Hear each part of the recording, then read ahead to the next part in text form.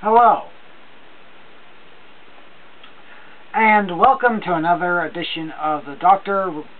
McNinja Relationship Series. Today we are talking about communication in relationships. As I just demonstrated, not communicating is the perfect way to have a relationship go south.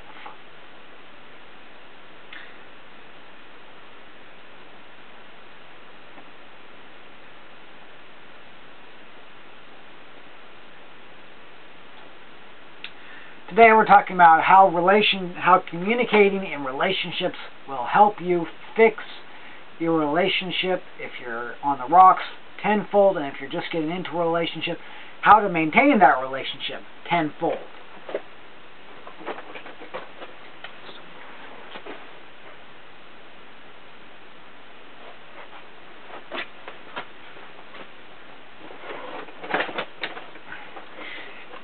It's important to understand, folks, that while I am not a certified counselor or anything of those lines, I speak from the heart in what I do.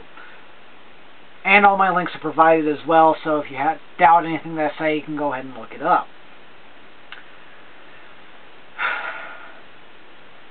We're talking about communication skills for relationships. That goes for lifelong relationships, romantically and friendship-wise.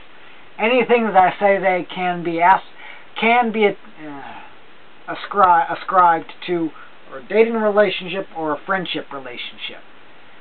So with that in mind, we're going to get started now. And as I said, all links are on my pages on both YouTube and Facebook.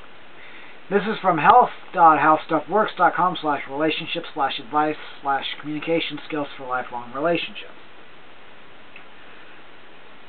Understand communication styles. That is probably the first and foremost most important thing in a relationship. It's important to understand that communication challenges in male-female relationships stem from the different ways in which men's and women's brains are wired. Men compartmentalize their feelings, but women remember everything, says Christiane Northup, MD, author of Women's Bodies, Women's Wisdom, and the Wisdom in Menopause. Ladies, this is a book that you should probably read. Gentlemen, I highly recommend the same for you. Might help you learn a few things. So when the woman brings up issues in a relationship, they tend to bring up everything that is related, she adds, noting that this is a big mistake. That's because most men find this approach overwhelming or view hashing over everything as a character attack. I disagree with that. I'm just going to say that I disagree with it because I've got so many reasons why I disagree with it.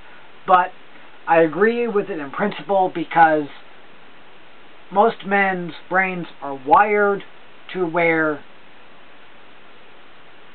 they're like a PowerPoint presentation. You only need to give them snippets, whereas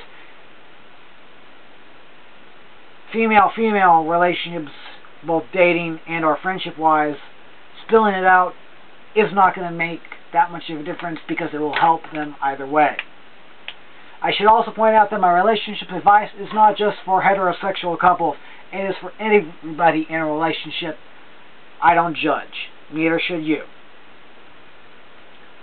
According to Dr. Northup, the most important communication skill for women to learn is that you cannot expect your mate to be your best friend. Save the long-winded moaning sessions for your girlfriends. This is true. Laurie Moore, PhD, author of Creative Intimacy and Choosing a Life Mate Wisely, again, folks, read, advises people to choose a partner with whom they have enough in common. You need some foundation from which communication can flow well from the beginning, says Dr. Moore, who is a psychotherapist and a licensed family therapist. When communication styles are vastly different, couples often spend more time learning how to communicate than actually communicating. Dr. Moore compares this to being from two different countries and not speaking the same language. Men are from Mars, women are from Venus. Perfect example. Different communication styles.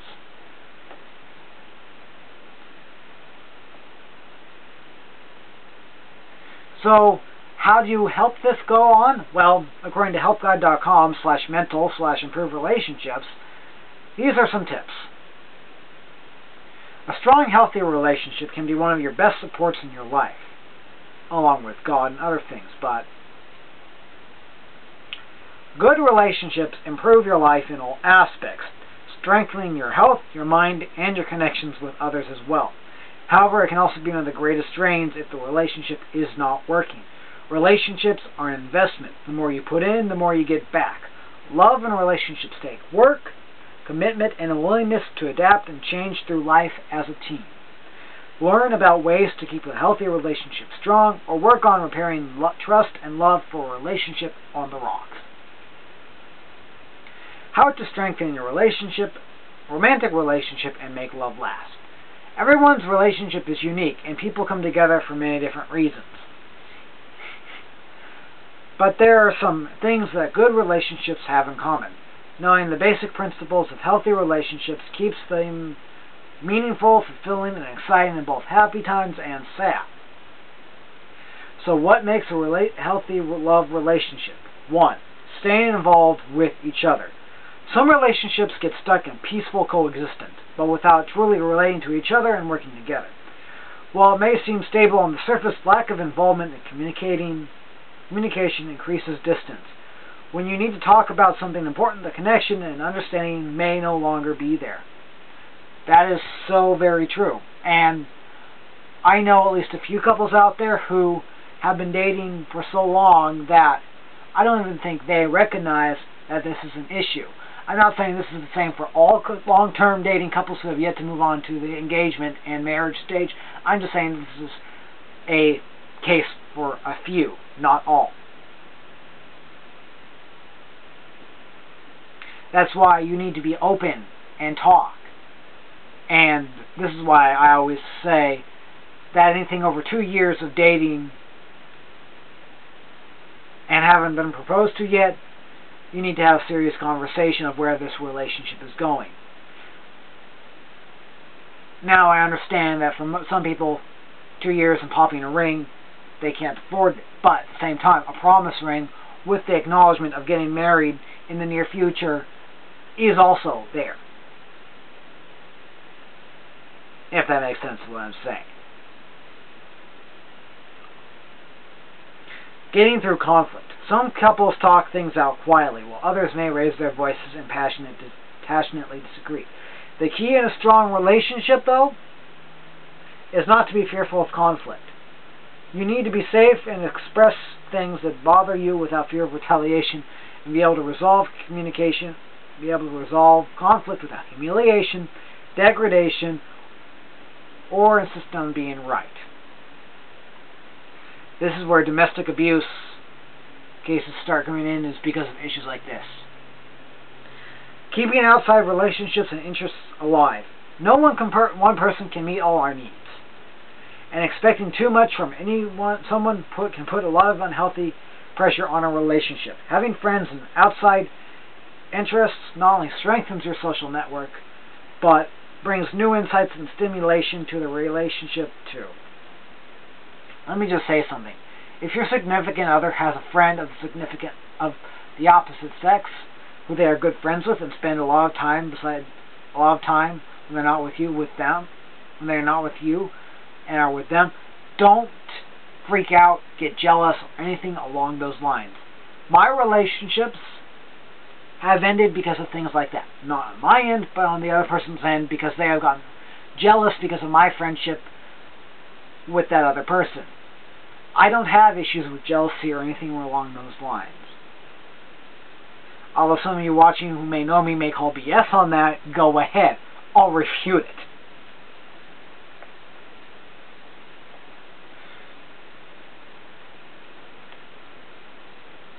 Communicating. Honest, direct communication is a key part of any relationship. When both people feel comfortable expressing their needs, fears, and desires, trust and bonds are strengthened. Critical to communication are nonverbal cues, body language like eye contact, leaning forward or away, or touching someone's arms. Now, I realize that there are some people out there who are not socially adept at recognizing these things. That's why they need to work on them before entering into relationships so they don't screw their relationship up. Take Leonard and Sheldon from The Big Bang Theory. Sheldon is your typical nerd who who doesn't know when to shut up. Leonard is more of your average social geek. He at least gets it. The other guy doesn't. Don't be like Sheldon, be more like Leonard. That's all my advice I can say from that. I'll get into further detail on The Big Bang Theory's idea of relationships at a later date, or when I finish the first season.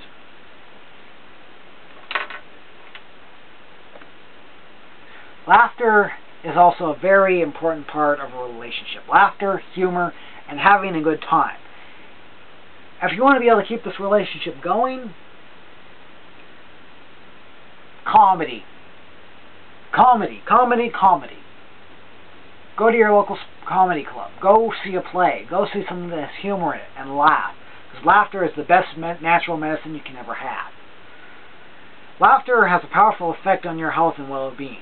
A good laugh relieves tension and stress, elevates mood, enhances creativity and problem-solving ability, and provides a quick energy boost. But even more importantly, laughter brings people together. Mutual laughter and play are an important, essential component of strong, healthy relationships. By making a conscious effort to incorporate more humor and play into your daily interactions, you can improve the quality of your love relationships as well as your connections with coworkers, family members, and friends.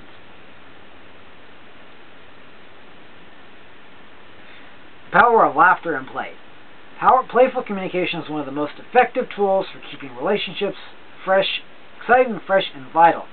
Laughter and play enrich your interactions and give your relationships that extra zing, if you know what I mean.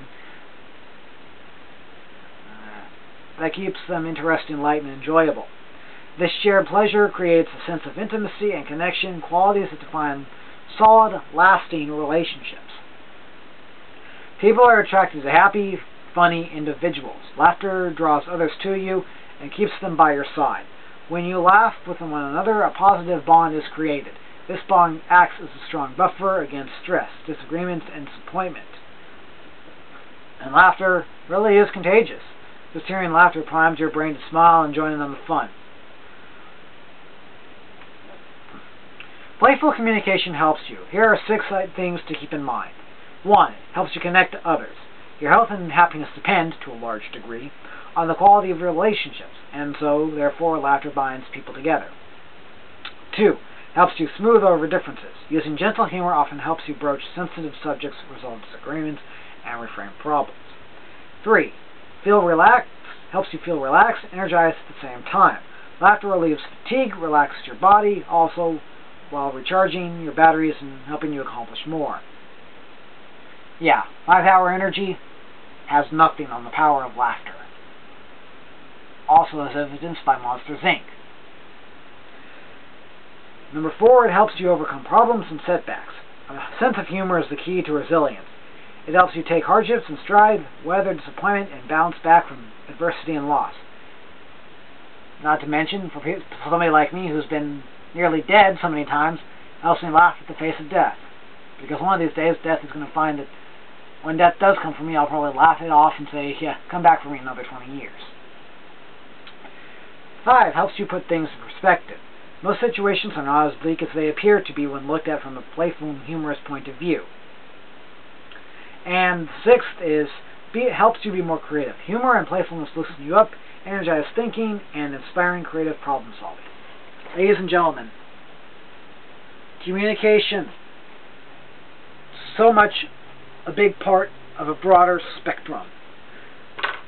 The triangle that I talked about, so very true. This still applies. And while I will not bring up the Bible every single time, and if that's what you guys are expecting this to be wholly versed on biblical principles, no. It's not going to be wholly based on it. It is wholly based, but there is not going to be every single episode with me talking about the Bible in some way. God is important, but when it comes to relationships, and I'm not saying God's not important here, so don't mistake that. What I'm saying is, that you need to understand other ways how to, including God, keep your relationship strong. That's all I have for today, folks. Thank you very much. This is the Doctor signing off.